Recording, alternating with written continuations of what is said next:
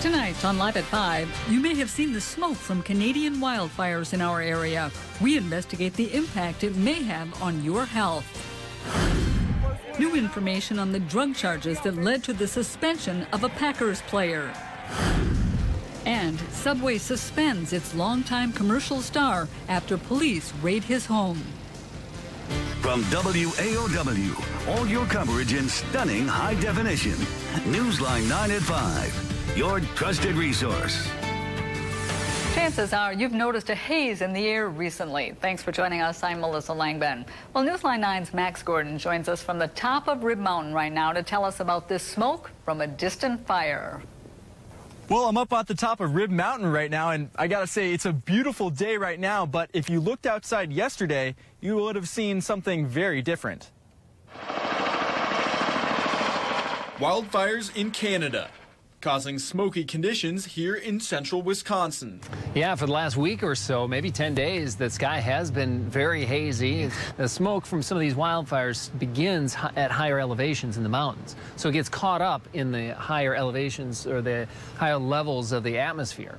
So then it gets carried by the jet stream winds, 1,000, 2,000 miles.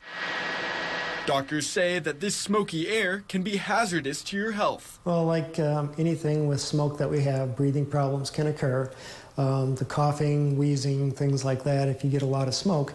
Our Newsline 9 meteorologist says the recent rain has given our area some relief. Well, that's right. Today we do have more blue skies, the bluest the skies have been in about a week to 10 days. But as the fires in Canada continue to burn, the smoke could return.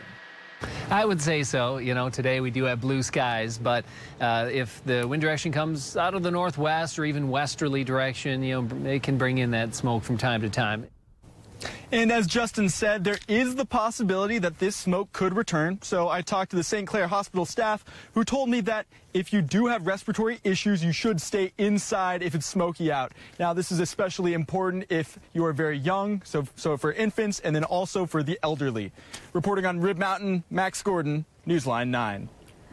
What a beautiful scene with Max up on the observation tower there. A beautiful day across the region, Tony. Yeah, it was. And, just a little more on the smoke, Melissa. Last evening, it was about as thick as it's been around here. And one of the reasons for that, we had a cold front coming through that actually helped drag the air down. We had descending air behind the cold front, and that brought the thicker smoke from aloft right down to the ground level. And that's why it got especially putrid. You could smell it actually last evening between about 5 o'clock and 10 o'clock in the evening. Luckily, it's much better today, as we've been saying, and you can see out to the south window on Skycam. Things are looking real nice. A little chilly for this time of the year, only 71 degrees at the station. Wind is from the north at 9 miles an hour. The dew point down to 46. A very dry air mass has moved in. Here's what it looks like in Marshfield. Temperature again 71, wind from the north-northeast at about 12 miles per hour. Well, readings vary from around the upper 60s in Medford, Merrill, and Antigo to 70 in Mosinee, 72 in Wisconsin Rapids, and 73 in Wapaka. We did have a thicker cloud cover earlier today, which has since broken up as high pressure has been drifting in. That's going to lead to a clear and cold night for this time of the year. Readings falling to the 50s by late evening, mid-40s overnight. In fact, some upper to mid-30s are possible in the Northwoods. Despite the cold weather, I've got some great weather on the way on my forecast when I come back. Looking forward to that. Thank you, Tony. A Wapaka County woman is credited with saving her 3 children from a tornado. The woman and her children were inside their home near Marion yesterday. The Sheriff's Department says the woman heard the wind and rushed 2 of her children downstairs. They say she went back for the 3rd, but the EF1 tornado blew out the windows in the daughter's room. She forced the door open and got the girl to safety. While the mother didn't want to talk with our reporter, her husband did. I guess it happened so fast, so I'm not sure what, took place there. But yeah, it was broken, and she tried to get the door open, but I think from the vacuum from the tornado, she couldn't get the door open. But she busted it open and got the baby out okay. The tornado ripped off the roof of their home where they've lived for some 15 years. The family says the community has come together to support them. Now, as you can imagine, after all that destruction, there is a lot to clean up. I'm Molly Kowick in Wapaka County. Yesterday, a tornado tore through this small road, and today is all about the cleanup. Coming up on Newsline 9 at 6, I'll tell you how a community comes together to get the job done. Thanks, Molly. The state Senate has begun debating the next two-year budget. The debate began 4 hours after originally scheduled. Legislators on both sides spent the day in meetings. The Senate erased provisions that would scale back the open records law.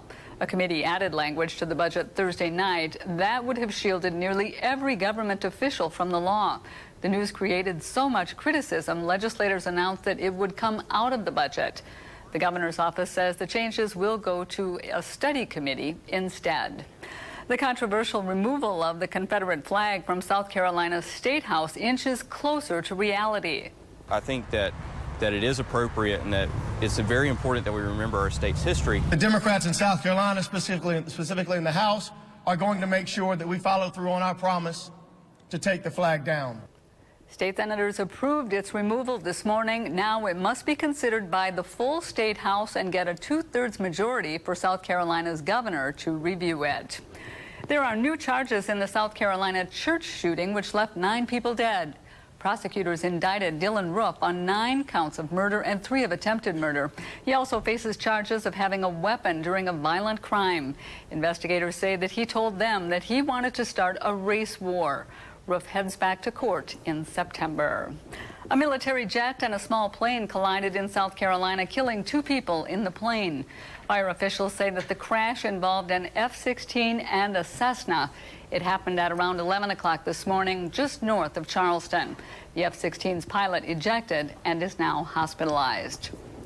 At this time, we can confirm that the pilot of the military aircraft ejected safely and is en route to a local hospital right now. A witness said the collision caused a huge explosion and a ball of fire. It's not yet known what caused the crash or where the flights were headed. A Medford apartment complex was destroyed by fire this weekend. The landlord says Monday's rain caused extra damage to that property.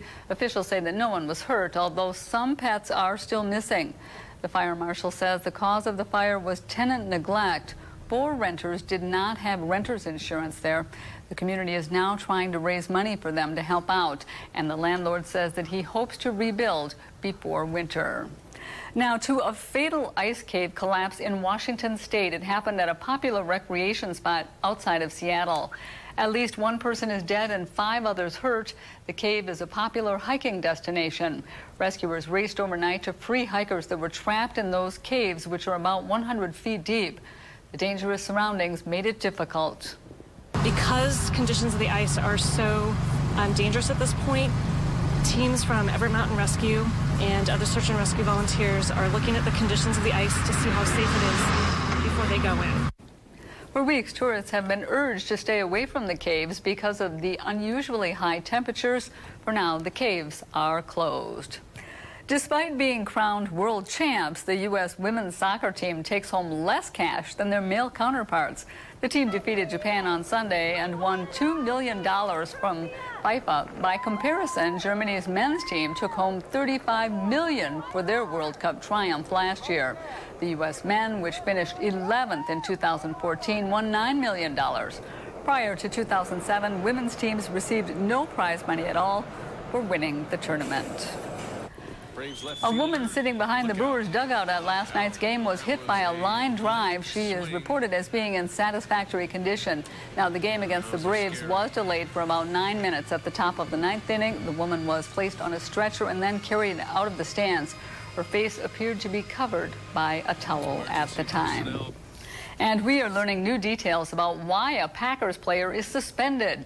The NFL announced last week that defensive lineman Dayton Jones will sit out 1 game for violating the league's substance abuse program. Sports Director Brandon Kinnard joining us now with more. Yeah, Melissa, this all stems from an arrest for marijuana possession that happened last January. As a matter of fact, just hours after the Packers' NFC Championship loss to the Seahawks. The Green Bay Press-Gazette is reporting that Jones was arrested by Green Bay police in the early morning hours of January 19th. That's shortly after the Packers plane from Seattle landed back in Wisconsin. The report says Jones became emotionally upset. He identified himself as a Packer, and he was cited for possession of THC and paid an $880 fine. Again, this is just coming to light after the NFL announced a whole bunch of suspensions last week. Jones can still participate in all off-season activities, training camp, all preseason games, but he is suspended for the season opener in Chicago. And all of that activity is just about to start up here in a couple of weeks. About 3 or so weeks now, training camp begins. Hard to believe. Really Thank you very much, Brandon. Wausau's renowned Whitewater Park is hosting a national kayak and canoe competition this weekend, and paddlers from all over the country and even outside the U.S. will race down the waters. Newsline 9's Emily Thornton live at the course. Emily. Melissa, about 40 paddlers are expected to paddle down this course behind me near downtown Wausau on Saturday. Competitors of all ages and from as far away as Spain are signed up. Today was the first day of practice for people racing in the USA Canoe and Kayak Group Nationals. The goal is to paddle down the course without hitting the red and green gates as quickly as possible. Organizers say some of the paddlers are trying to qualify for international competition. For one Wausau brother-sister duo, this race is extra special. We are the only ones from central Wisconsin here. I believe we might even be the only ones from the Midwest here, actually. So it's a really great opportunity for us.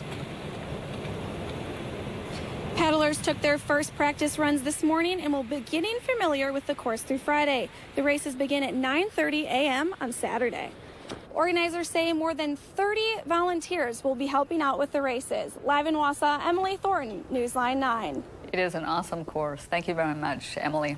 Comedian Bill Cosby making headlines again. A new document details statements that he made about drugs and giving them to young women. That's a little later in this newscast. Right now on this Tuesday, we do want to give you a look outside. Cooler temperatures and sunshine have returned to the area. Tony will be back in 90 seconds. He's got a look at what's ahead for us in your Live at 5 Future Track forecast.